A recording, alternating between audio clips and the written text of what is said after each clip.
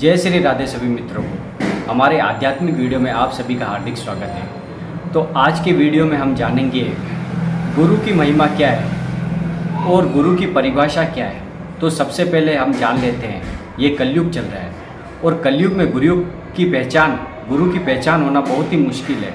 इसलिए ध्यानपूर्वक समझे और वीडियो को अंत तक जरूर देखें, नहीं तो आपसे बहुत बड़ी चूक हो सकती है।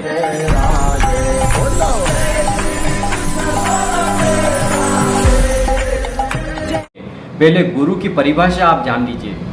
गुरु वो होता है जो अंधकार को दूर करके आपके जीवन में अज्ञानता को दूर करके आपके अंदर ज्ञान का प्रकाश डालता है, उसे गुरु कहते हैं। जिसकी वाणी से आपके हृदय में परिवर्तन आ जाए, आपका जीवन बदल जाए और आपको ज्ञान की प्राप्ति हो, आपको जीवन में आनंद की प्राप्ति हो, तो समझ लेना आपने वास्तविक गुरु बनाया है। और ये कलयुग चल रहा है। कलयुग में आप हर किसी को गुरु नहीं बना सकते, इसलिए गुरु के सानिध्य में रहकर उसके बाद में गुरु बनाया जाता है। उससे आपका परम कल्याण है।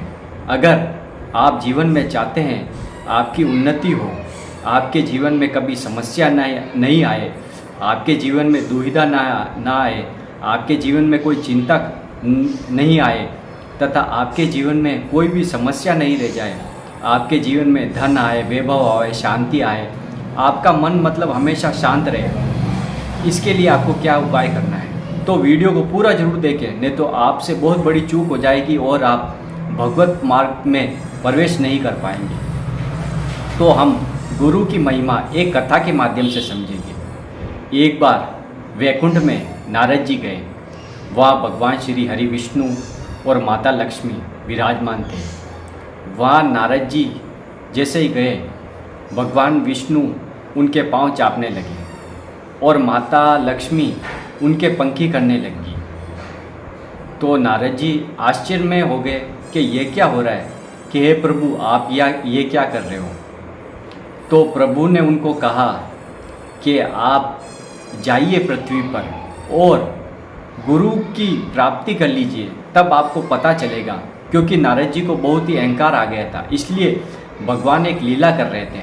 तो भगवान ने उन्हें उपदेश दिया, आप पहले गुरु की प्राप्ति करके आइए पृथ्वी पे जाके। तो नारद जी ने सोचा प्रभु कह रहे हैं, तो वह चले गए। अब उनके मन में विचार आया, जो पृथ्वी पर गुरु किसे बनाया जाए, उनके मन में भी संशय आया। तो नारद जी ने सोचा पृथ्वी पे मैं जाऊंगा और जो मुझे पहला व्यक्ति मिलेगा मैं उसे ही गुरु मान लूँगा। तो सुबह प्रातः का समय था। प्रातःकाल एक व्यक्ति नज़र आया सुबह के समय में। तो उन्होंने देखा कि व्यक्ति आ रहा है, तो उन्होंने अपने मन ही मन में उनको गुरु मान लिया। तो जैसे ही वो नज़दीक आया तो नारद जी को पता चला वो तो एक मछुआरा है, मच्छी पकड़ने वाला है। तो उन्होंने गुरु तो मान ही लिया था। फिर उनके पास गए और उनके पांव पकड़े कि मैंने आपको गुरु मान लिया है और आपके उपदेशों पे चलूँगा। ये कह के उन्होंने कहा कि मुझे छोड़िए, मैं तो एक मछुआरा हूँ। लेकिन नारद जी ने कहा नहीं, मैंने आपको गुरु मान लिया है और मैं आपकी शरण में हूँ और आपकी भक्ति प्राप्त करने हेतु तो आया हूँ पृथ्वी पे। तो इस प्रकार वार्ता हुई। फिर नारद जी वापस भगवान श्री हरि विष्णु के पास चले गए और उन्होंने कहा कि गुरु करके आ गए। भगवान श्री हरि विष्णु ने कहा, नारद जी ने कहा क्या बताऊं प्रभु, मैंने जिसको गुरु बनाया था वो तो एक मछुआरा निकल गया, मच्छी पकड़ने वाला निकल गया, मुझसे तो अपराध हो गया।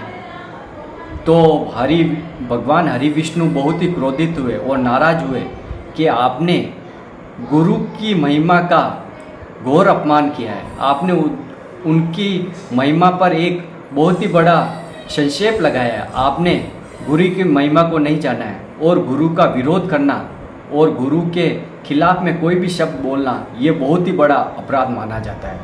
क्योंकि भगवान हरि विष्णु से आप कोई गलती हो तो वो क्षमा कर देंगे हरि विष्णु, लेकिन गुरु का अपराध भगवान स्वयं भी क्षमा नहीं करते। इसलिए वो उनके चरणों में पड़ गया हरि विष्णु के। तो उन्होंने कहा ये गलती मैं आपकी क्षमा नहीं कर सकता, आपको क्षमा आपके गुरुदेव ही कर सकते हैं और आपको इसका दंड मिलेगा। आपको 84 लाख योनियाँ भुगतना पड़ेगा और 84 लाख बार आपको माता के गर्भ में जाके सब योनियाँ भुगतनी पड़ेगी। तो उन्होंने भगवान श्री हरि विष्णु के चरण पकड़ लिए नारद जी ने कि प्रभु मुझे क्षमा कीजिए और इसका कोई समाधान बताइए। तब हरि विष्णु ने कहा समाधान यही है, आप पृथ्वी लोक पे जाइए और गुरु से क्षमा याचना कीजिए, वही आपको उपाय बताएंगे। तो नारद जी वापस पृथ्वी पर गए उसी मछुआरे के पास और उनके चरणों में पड़ गए कि गुरुदेव मुझसे बहुत बड़ी भूल हो गई, क्षमा हो गई, मुझसे अपराध हो गया, वो क्षमा कर दीजिए, मैं 84 लाख योनियों में नहीं पड़ना चाहता। वो मछुआरा का जो रूप था वो श्री हरि विष्णु ही लेके आए थे, लेकिन नारद जी को पता नहीं चला। तो मछुआरे ने उन्हें केवल एक छोटा सा हिंट दे दिया कि आप 84 लाख योजना भुगतना चाहते हैं तो एक नक्शा बना के दे दीजिए। नारद जी ने हरि विष्णु को कहा, क्योंकि गुरु ने तो उन्हें क्षमा कर दिया, फिर वापस वो श्री हरि विष्णु के पास नारद जी के तो कि आप ही उपाय बताइए। तो उन्होंने कहा आप नक्शा बना दीजिए 84 लाख योनि का। तो नारद जी ने क्या कहा, वो उसी नक्शे के ही चारों ओर चक्कर काटने लगे, 84 लाख योनियाँ उसी नक्शे के सारे करने लगे। तो हरि विष्णु ने कहा आप यह क्या कर रहे हो कि सर के भगवान प्रभु आपका ही उपदेश है, मैं इन्हीं के चक्कर लगा के इस संसार सागर को पार कर जाऊंगा, क्योंकि आपकी महिमा अपरंपार है।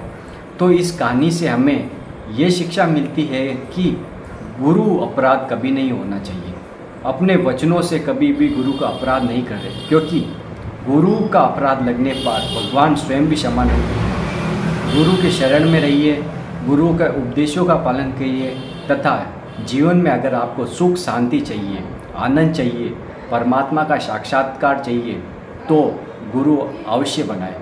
गुरु बिना भवनिधि तरे न कोई, जो बिरंची शंकर सम होई। गुरु बिना ये भवसागर से कोई पार नहीं हो सकता, चाहे वो ब्रह्मा जी हो, विष्णु जी हो, महेश जी हो, कोई भी हो, गुरु बिना आपको संसार सागर से पार कोई नहीं लगा सकता। इसलिए जब राजा परीक्षित जी को पता चला 7 दिन में मेरी मृत्यु होने वाली है, तो उन्होंने सुखदेव जी से गुरु दीक्षा ली, उन्हें गुरु मानकर उनके उपदेशों पे चले तो उनका भी कल्याण हो गया। तो बहुत से उदाहरण हैं जिनमें गुरु भक्ति ही प्रधान मानी गई है। भगवान स्वयं श्री राम ने भी गुरु बनाए, भगवान श्री कृष्ण ने भी गुरु बनाए। तो गुरु की महिमा अपरंपार है। ध्यान मूलम गुरु मूर्ति, पूजा मूलम गुरु पदम, मंत्र मूलम गुरु वाक्य, मोक्ष मूलम गुरु कृपा। अगर आपके ऊपर गुरु की कृपा हो गई तो आप भवसागर से पार हो जाएंगे। अगर आपको गुरु नहीं मिले तो आपका जीवन नैया पार नहीं हो पाएगी, आपकी नाव मझधार में डूब जाएगी। इसलिए अगर जीवन में आपको काम, क्रोध, लोभ, मोह विकारों से दूर हटना है, इन्हें परास्त करना है, तो गुरु की शरण में चले जाइए, क्योंकि गुरुदेव ही होते हैं जो आपके अंदर जो विकार है, काम, क्रोध, लोभ, मोह, मद मत्सर, उनको ख़त्म करके आपको भगवत मार्ग में पहुंचाते हैं, आपको आनंद में पहुंचाते हैं, आपको वो मार्ग बताते हैं जिससे आप अपने आत्मस्वरूप को पहचान सकें। क्योंकि आप देहाभिमान के कारण भूल गए कि आप हो क्या। आपके अंदर अनंत शक्तियाँ हैं, आप खुद आत्मस्वरूप हो, लेकिन आप अपने आप को शरीर मानने के कारण भूल बैठे हो कि मैं एक इंसान हूँ। शरीर संबंधियों से राग के कारण, आसक्ति के कारण, कामनाओं के कारण आप इस मायाजाल में फंस चुके हो।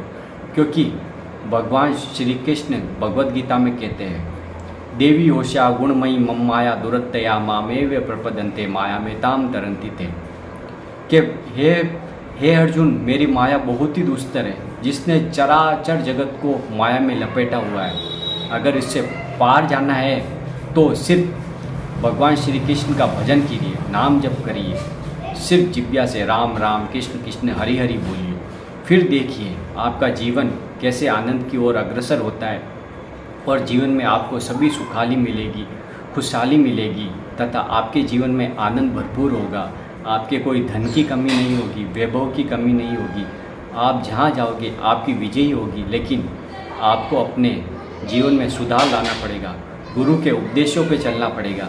अगर आपके गुरु नहीं है तो प्रभु श्री राम, प्रभु श्री कृष्ण, महादेव जी को गुरु मानकर आप उनकी आराधना करें, उपासना करें और प्रार्थना करें, हे प्रभु मैंने आपको गुरु मानकर आध्यात्मिक मार्ग में प्रवेश किया और आप ही कृपा की, तो वो कृपा करके आपको गुरु की प्राप्ति करा देंगे और इस लोक में और परलोक में दोनों जगह आपका कल्याण हो जाएगा और जीवन में आपके परम आनंद की प्राप्ति होगी।